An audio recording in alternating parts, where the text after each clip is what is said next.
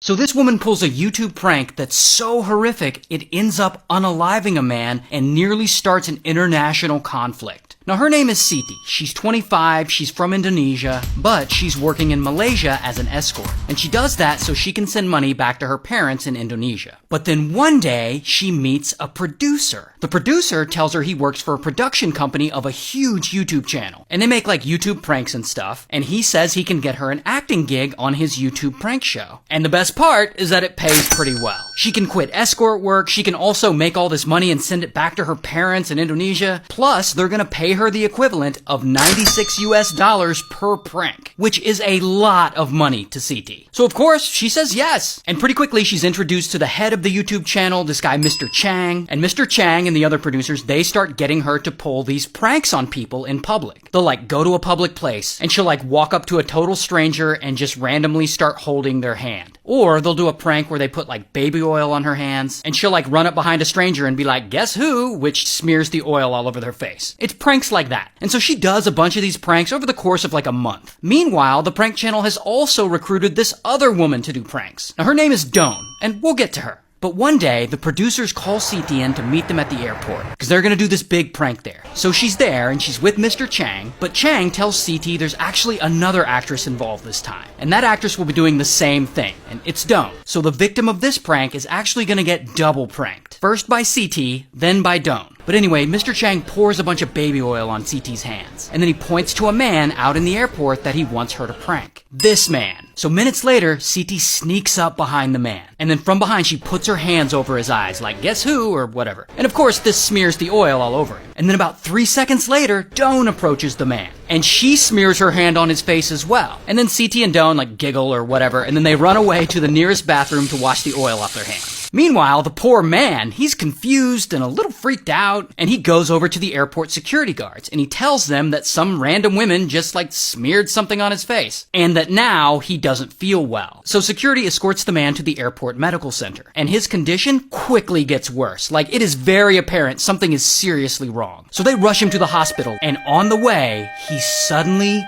just dies. So who was this man? Well, let's call him Nam. Now, Nam is an interesting guy, because growing up, his dad was a dictator, the supreme leader of a little country you might have heard of called North Korea. Now, Nam, being the oldest son, he was always first in line to be the next supreme leader. But as he grew up and became an adult, Nam grew to be a little more progressive, a little more open-minded to reforming things for the better. Something his conservative dictator dad really didn't like. But one day, Nam is traveling abroad, and he's in Japan, in the airport. And suddenly, boom, he gets arrested. Why? Because he's traveling with a fake passport trying to conceal his identity. Turns out, Nam was in Japan because he's low-key trying to take his son to visit Tokyo Disney, which in his country is a huge no-no. And once the news of Nam's arrest gets back to Dictator is pissed. I mean, the heir to the throne can't be seen going to Disneyland in Tokyo? Disneyland represents capitalism, and worst of all, it represents America. And it's just everything North Korea stands against. So this arrest is a huge source of embarrassment for Dictator. And this Disneyland fiasco eventually leads to Nam being passed over for the position of supreme leader. And when Dictator eventually dies, his other son, Nam's half-brother, Kim Jong-un, he becomes the new dictator. And Kim Jong-un hates Nam. And Nam's been living internationally for a while in China. But regardless, Kim Jong-un has been trying to have him assassinated for years. And eventually, he and his regime come up with this elaborate plan. They're gonna trick 2 random women into unknowingly killing Nam. And the women end up being Siti and Dawn. And when Siti and Dawn are at the airport that day, the producers have both of them touch Nam's face with baby oil as a prank. But what Siti and Dawn don't know is that's not baby oil on their hands. No, on Siti's hands, they put, we'll just call it chemical A. And on Dawn's hands, they put what we'll call chemical B. And when you combine these 2 compounds, it creates a nerve agent called VX, or venomous agent X. A nerve agent that has been banned around the world because it's considered a weapon of mass destruction destruction and will kill you instantly, especially if someone smears it on your face. So Nam dies that day, right after they touch him. And Mr. Chang and all the other producers who set this up, they're all actually North Korean spies. And they all just flee, and they eventually get away. Of course, North Korea denies being involved in any of this. And this creates tensions between Malaysia and Indonesia. But since those producers all fled, that leaves the only two people connected to the crime, Siti and Doan. So Siti and Doan are in the airport bathroom washing their hands. And they walk out and they look around and all the producers are nowhere to be found. So Siti and Doan are just like, all right. And separately, the two women each go home. And they have no idea that anyone died. About a day later, they each get arrested. And Siti is so clueless as to what's going on, she literally thinks her arrest is part of the prank show. Like, haha, yeah, right, guys. Sure, I'm being arrested. Okay. But Malaysian police arrest them and they charge them with murdering Nam. 8 months later, their trial starts. And if Siti and Doan get convicted of murder, by law, they'll get the death penalty by hanging. So the stakes in this are really high. So this trial goes on for 2 years. And the Indonesian government has to get involved because Siti is technically their citizen. And these women are in jail this whole time. And then one day, suddenly, like out of nowhere, the charges against Siti